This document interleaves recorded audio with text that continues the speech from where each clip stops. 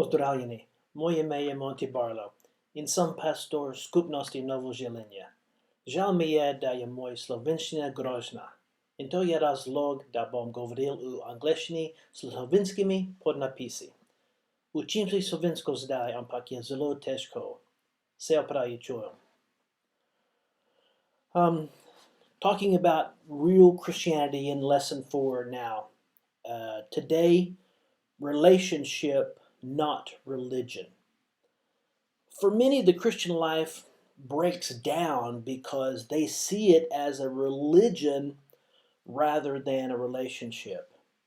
Many people believe the Christian life is like a moral code, one of many in the world today, a system of religion that makes me conform to a higher standard of ethical behavior. But the fact is, no matter how disciplined you are, how much you study, pray, or work, it will never be enough for the eternal, perfect God. Then, if you focus on doing it all perfectly for the rest of your life, with all of your effort, you would come to the end still broken and failing. You'd be no better than me or the guy down the street, but you would still be proud of yourself. You would still struggle with sin and be struggling your way through life like the rest of us. Does that mean we should throw up our hands, walk away from God, and give up on any effort to honor Jesus with our life? Of course not. Does it mean that we're destined to failure? Does it mean we really have no hope but to sit down in the mud and get used to it? No. Both of these reactions would be destructive to your relationship with Jesus. We need to adjust our thinking about Him and His Word. We need to recalibrate our expectations and assumptions with truth. See, religion complicates things. By religion, I mean moral systems. In today's modern way of speaking, the word religion suggests climbing a ladder to God. It suggests work, self-improvement, self-discipline that will bring me into a better position with God. Really, it's all about earning God's approval. Religion is, many times, about behaving well for God. At other times, it's about behaving well for others. Either way, it's empty when it's about me doing for or me winning approval from someone. This is performance-based acceptance, which works well in the business world, but is absolutely useless in a faith life with Jesus. It's really sad that even after our spiritual rescue, Christians may quickly move from grace to works in their real life. In other words, while we don't trust our religion to save us eternally, we do trust our goodness to keep God happy and off of our backs. Some point in our minds, He moved from being a savior to being a sheriff. We move from being accepted to being accused. The relationship becomes religion, and this cycle continues downward into discouragement and hopelessness. I can't do it. I quit. You're right. You can't do it, and neither can I. But you're not supposed to. The Christian life is not designed to be so complicated and crushing. 2 Timothy 1 verse 7 says this, "For God has not given us the spirit of fear, but of power, of love, and of a sound mind." This life with Jesus is supposed to be comforting and hopeful. See what Paul wrote to new believers regarding the reason he sent Timothy to them. 1 Thessalonians chapter 3, verse 2 says, "And sent Timothy, our brother and minister of God, and our fellow laborer in the gospel of Christ, to establish you and to comfort you concerning your faith." See, Paul was concerned for the believers in Thessalonica, and he didn't want them to lose the joy or be driven off course by bad information. He wanted them to be comforted, established concerning the faith. And that's my heart for you, that God's truth would relieve, comfort, and establish your relationship with Jesus. It could be that we need to calibrate our understanding of real Christianity. When you think of your Christian life, think relationship, not religion. You are not rescued in a system. You are not rescued by a structure. Christianity is not a self-help program. If you are a child of God, you are rescued by a person for the exact reason that you could not save yourself. It's all about knowing Him and walking in a close relationship with Him. It's about loving and being loved by Him. You were born into a family. You were given new life in close fellowship with God's very own heart. It is relationship, and it is not religion. This is absolutely essential to understand because it will shape everything else about your Christian life. Your faith life will grow based on your expectations. It is called your theological framework. The structures of truth or assumptions that will hold your faith together.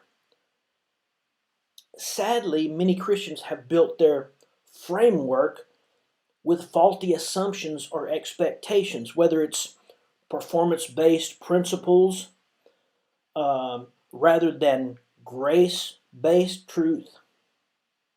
Their theology is summed up this way: try harder, get better, be more disciplined, do more work to meet the expectations of God. If you have read through your Bible any at all, you will see that God does give some commandments about our behavior. He does want us to live a holy life that reflects what He has done for us. So we're not talking about whether or not we should obey God in our daily lives. Of course we should. We are talking about why we should obey God. And we are establishing that our obedience has nothing to do with God's acceptance of us. If you don't have a clear understanding of this, your Christian life will be an exercise in frustration and guilt. There are two lenses through which we may view the Christian life. First is the lens of religion. If you view Christianity through the lens of religion, God will seem distant from you, impersonal, and not connected with your present pain. Your religion will be like that spiritual ladder that you try to climb to get closer to Him, ultimately to be more accepted by Him. And each rung of this ladder will involve work and personal discipline. As you go higher, you will congratulate yourself for being more successful. Your conscience will feel better on good days and horrible on bad days. Religion sends you on a never-ending, hopeless journey to climb to God. Many times, even after our spiritual rescue, we may be caught on the ladder. It's like we believe that salvation by grace is a ticket to go to the ladder. After salvation, after our rescue, the climbing begins, and how tiring it is. just like every other religious structure. The only difference is that rather than working to get salvation, I'm working to win approval after salvation. In some cases, I'm working to keep my salvation. And none of these options is found in the Bible or based on God's truth. See, it's a game. The latter concept is not in the Bible. It's a man-made thing. And it can make you feel better about yourself for a time, but it is only temporary. Another problem with this thinking is that we build our own measuring sticks. We compare ourselves against each other. And it's curious, we always seem to pick people who are worse than us to compare ourselves against. We make God small and we make ourselves bigger than we really are. And we live in the belief that our works really do impress God, who spoke everything that we see into existence. Modern religious thought is like a child who tries to build a ladder to the moon. Now, he might become a better ladder builder than the next kid down the street, but neither of them are going to build a ladder that reaches to the moon. See, our ladders are sad substitutes for intimacy with God. These ladders are symbols of pride and arrogance that prevent a real relationship with Jesus. I'm not ever going to get closer to God on that religious ladder. Not for spiritual rescue, not for becoming more like Christ, not for security, stability, or acceptance. Not for anything. Ladders are like either placebos that make us think we're better than we actually are, or they're big religious sticks which we beat ourselves with for not making the measurement. Now, the second option is the lens of relationship. If you view your Christianity through the lens of relationship, which is the biblical view, then the truth makes you free. God comes near to you and invites you into a relationship with Him. Jesus becomes a friend, offering you new joy and new life. Bible verse says, "Sanctify them by thy truth. Thy word is truth." There's no need for climbing. Climbing is replaced with contentment. The frustration is replaced by forgiveness. The working is replaced with resting. God's grace and goodness brings Him very near with open arms. And what Jesus did on the cross becomes a bridge between us as sinners and a holy God. God invites all of humanity to come to Him boldly and to be adopted by Him personally. He gives unconditional love and acceptance upon all who believe in Jesus. 1 Timothy 1, chapter 1, verse 15. Here is a trustworthy saying that deserves full acceptance. Christ Jesus came in the world to save sinners. And Paul says, of whom I am the worst. Paul was accepted. He felt like he was the worst. You and I can certainly be accepted. Think about the words that God uses to characterize the idea of becoming a child of God. New birth, new life, new creature, regeneration, justification, reconciliation, remission, propitiation, means the debt is paid, ransom, salvation, redemption, forgiveness, rescue, Abba, Father. None of these Bible words imply self-effort or religious ladder climbing. All of them characterize God coming to you, not you climbing to Him. Every one of these implies God is doing what you cannot do. God rescuing you. You're always in the grip of grace until He completes the work that He has started in you. That comes from Philippians chapter 1, verse 6 says, being confident of this, that He who began a good work in you will carry it on to completion until the day of Jesus Christ. You see, He calls us to follow Him and depend on Him, all without fear or anxiety.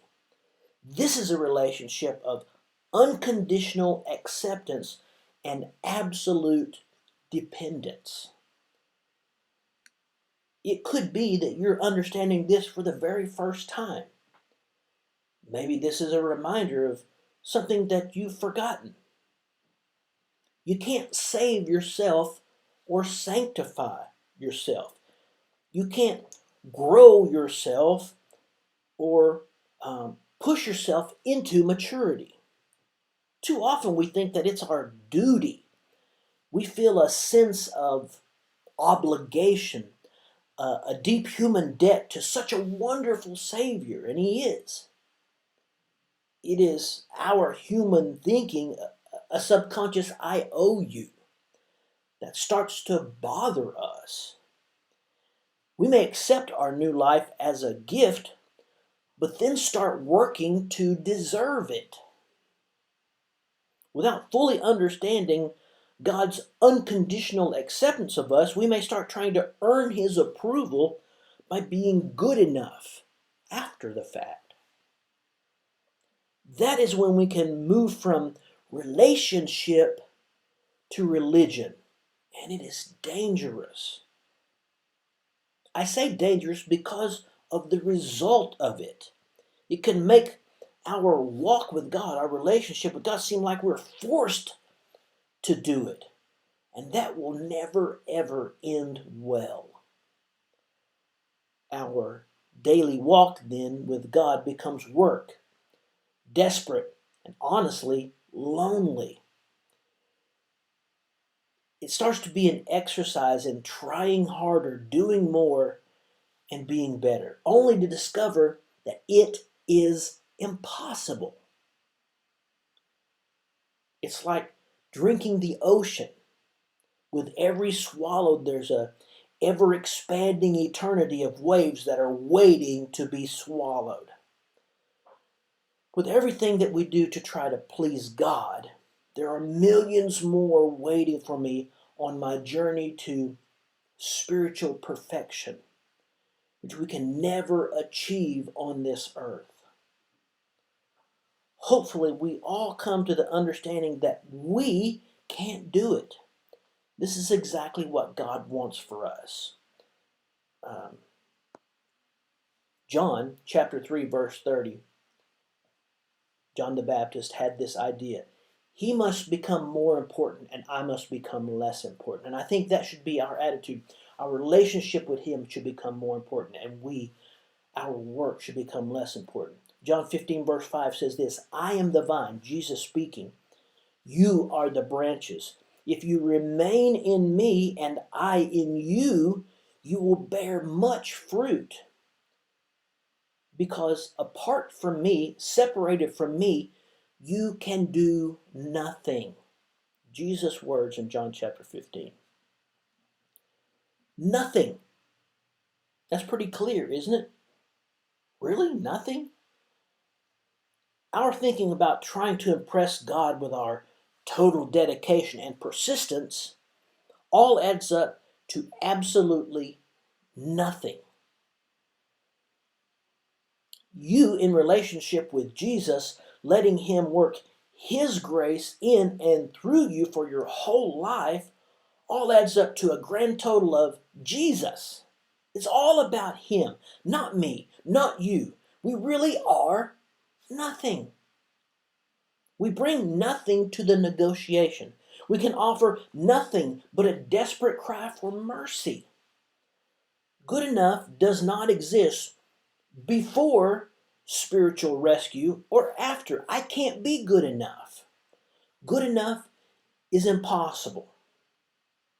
There will never be a time, as long as we live here on earth, where we'll be able to say that we have prayed enough, served enough, repented enough, served, given enough, talked to other people enough. This is why Jesus is enough. You can spend your life either trying to be enough or trusting that Jesus is enough. And your whole Christian life will be built on one of these two thoughts: my work is enough, or Jesus is enough. Listen, Jesus is truly the Savior. And if Jesus is yours, then you are His. And it is all about relationship.